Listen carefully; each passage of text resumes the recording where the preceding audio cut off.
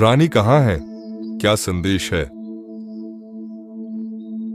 महाराज, रानी साहिबा अपनी सखियों से मिलने गई हैं। वह शीघ्र ही लौट रही होंगी। आप चिंता न करें। जाओ, उन्हें मेरा संदेश दो कि उनका राजा उनकी प्रतीक्षा कर रहा है। उनसे कहो कि वह जल्द लौटें। इसी प्रेम और खुशहाली के वातावरण में धीरे धीरे समय अपनी गति से चलता रहा। एक दिन राजवैद्य ने महल में यह शुभ समाचार सुनाया। महाराज, शुभ घड़ी आ गई है। रानी देविका गर्भवती हैं। यह समाचार पूरे राज्य के लिए हर्षोल्लास लेकर आया है। अद्भुत! ये समाचार तो मेरे जीवन का सबसे बड़ा सुख है। तत्काल घोषणा करो, दरिद्रों के लिए भंडारे खुलवा दिए जाएं और स्वर्ण मुद्राएं लुटाओ। यह 9 महीने रानी की सेवा में समर्पित होंगे। दासी, सुनिश्चित करना कि रानी को किसी प्रकार का कष्ट न हो। 9 महीने उन्होंने रानी देविका की सेवा में समर्पित कर दिए। उनकी छोटी छोटी इच्छाओं को पूरा किया। राजा और रानी दोनों ने मिलकर आने वाली संतान के लिए सैकड़ों सुंदर सपने बुने।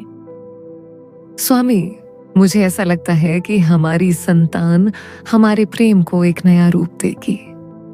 मैं कितनी सौभाग्यशाली हूँ कि मुझे आपका इतना गहरा प्रेम मिला। देविका, तुम केवल मेरी रानी नहीं, तुम मेरा जीवन हो। मैं बस यही चाहता हूं कि तुम और हमारी संतान दोनों सुरक्षित रहें।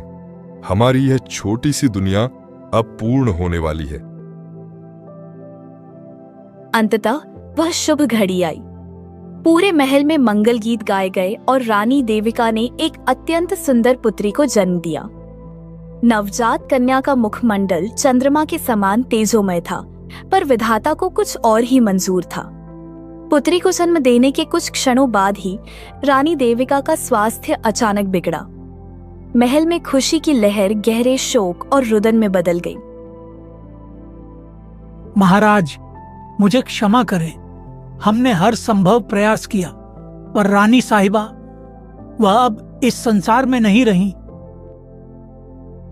झूठ! ये झूठ है।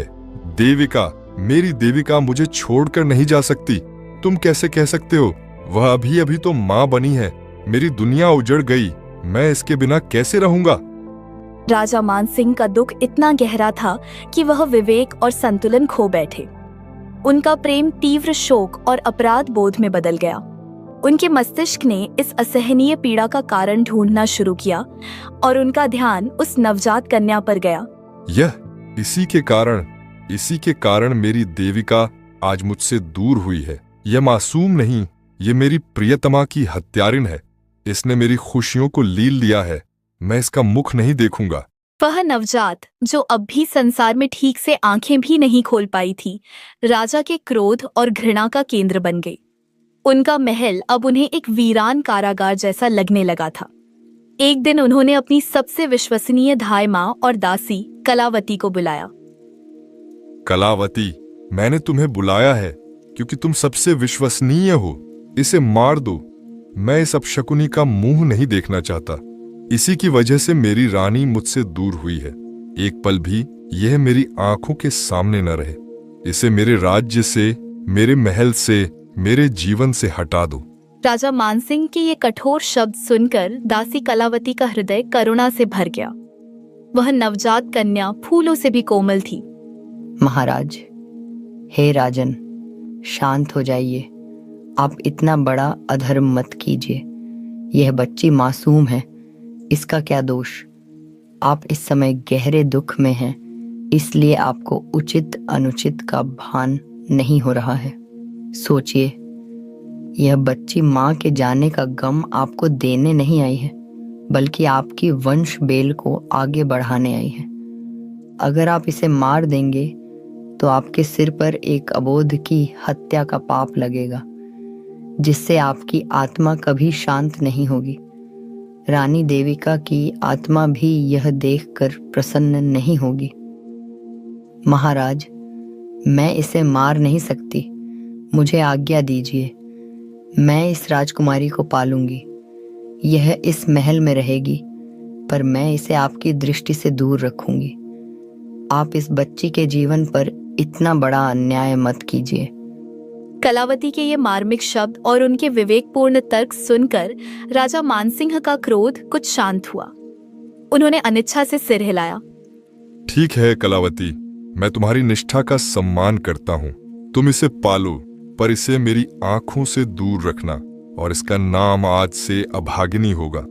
यह इस महल के लिए और मेरे जीवन के लिए केवल दुख और अपशकुन लेकर आई है।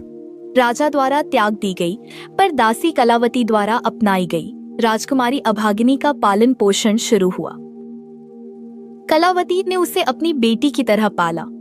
अभागिनी महल में रहती थी, लेकिन उसे किसी भी राजकुमारी जैसा सुख, सुविधा या सम्मान प्राप्त नहीं था। राजा मानसिंह ने उसे पूर्णतः भुला दिया था। महल में उसका जीवन एक नौकर की बेटी जैसा था। बचपन से ही उसे कठोर परिश्रम करना सिखाया गया। वह दिन भर महल के छोटे मोटे काम करती।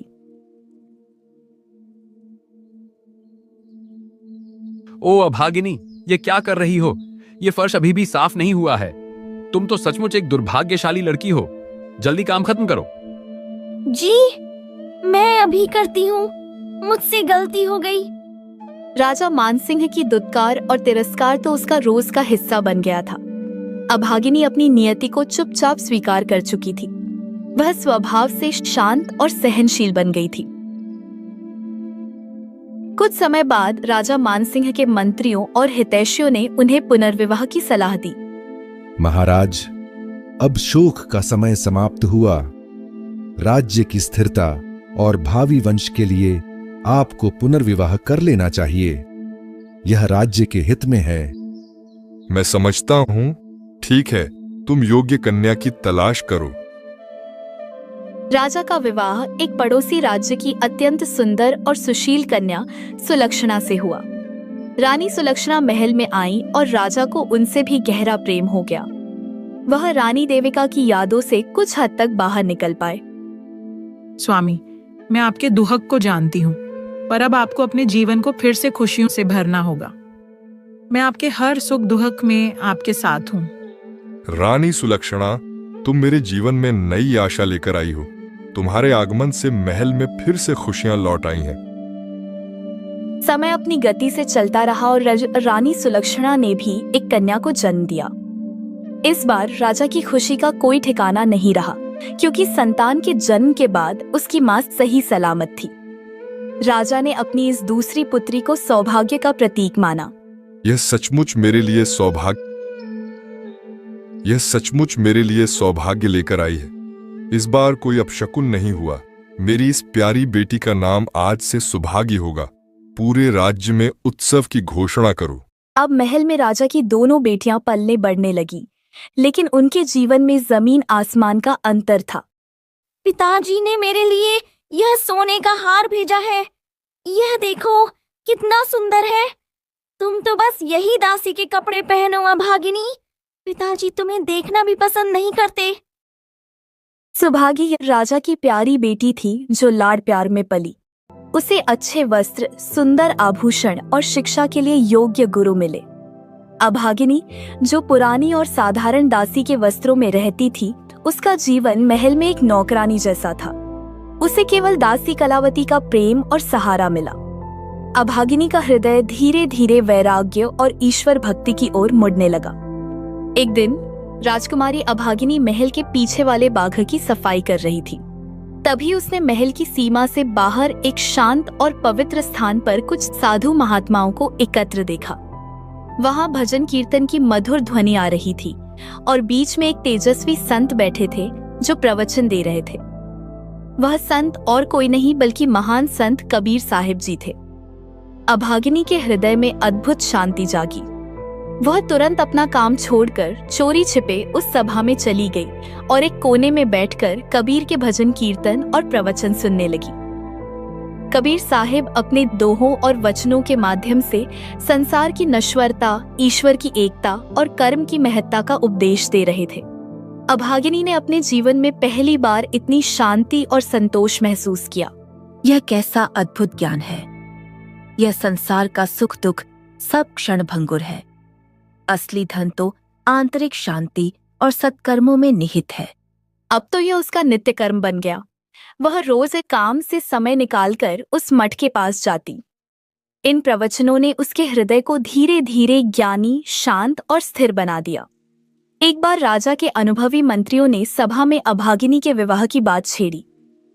महाराज, आपकी ज्येष्ठ पुत्री अभागिनी अब विवाह योग्य हो गई है।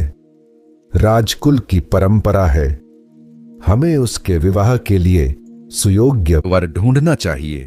ठीक है, मैं इस बारे में रानी सुलक्षणा से बात करता हूं। महाराज, अगर आप अभागिनी के लिए लड़का देखें तो अंधा, लंगड़ा या लूल्हा ही देखना। ये तो जन्म से ही अपशकुनी है। इसके कारण हमारी प्रिय रानी देविका हमें छोड़कर चली गईं।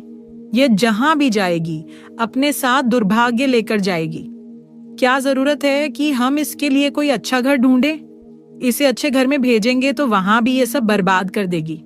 इससे अच्छा है कि पहले से ही इसकी शादी किसी अंधे, लंगड़े, लूले या अति निर्धन व्यक्ति से कर दें। ये जैसी है इसे वैसा ही वर मिलना चाहिए। हाँ, तुम ठीक कहती हो। यदि अभागिनी किसी धनी या राजकुमार से विवाह करेगी तो वह उस राज्य पर भी दुर्भाग्य का साया डालेगी।